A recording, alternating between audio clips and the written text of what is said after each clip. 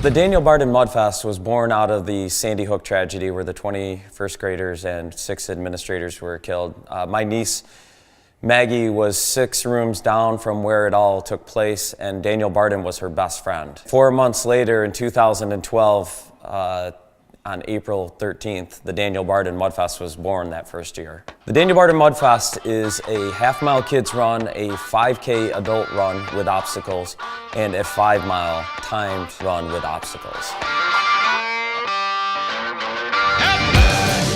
This year's fire sculpture is going to be off the hook. If you've never seen it, every year we build this natural wood structure, and then we light that at the beginning. It's the Daniel Barden Mudfest torch, and that burns throughout the day.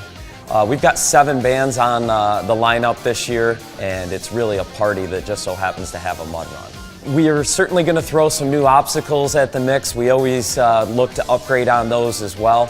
Mohawk Valley Builders Exchange is building this cool human teeter-totter type obstacle this year, so that's going to be new. And then everyone's been asking for a slip and slide for years, so that's going to be in the lineup, if you will.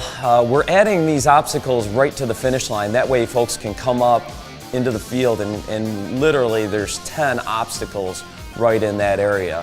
One of my personal favorites, Irish Ninja Warrior, is obviously always going to be around, and that's on the 5-mile course. And then Willy Wonka and the Chocolate Factory, and then Paul Bunyan's Cabin, which is 20-yard dumpsters full of ice water. And then the Warp Wall, which we put Hamilton College kids on top, and they make sure people get up that safe and over the finish line. All over my clothes, coming out my nose, oozing up through my toes.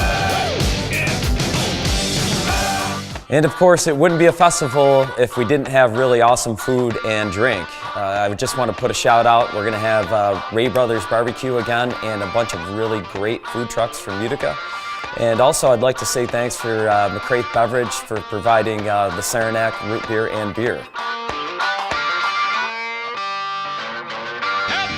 The way I see the Mudfest is more than just a physical challenge. As we tell our participants, our volunteers, and even our guests that are there for the day just to spectate, life is really a 3-legged stool.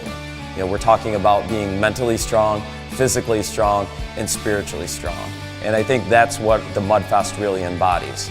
It's a hard event, obviously getting over the obstacles.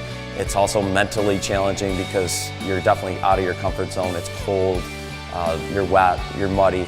And then spiritually, we just ask people to think about the people that have gone through these types of tragic events and how they could be better people. Over the last 6 years, we've been able to raise several $100,000, and I'm really proud about our Adventure Scholarship program.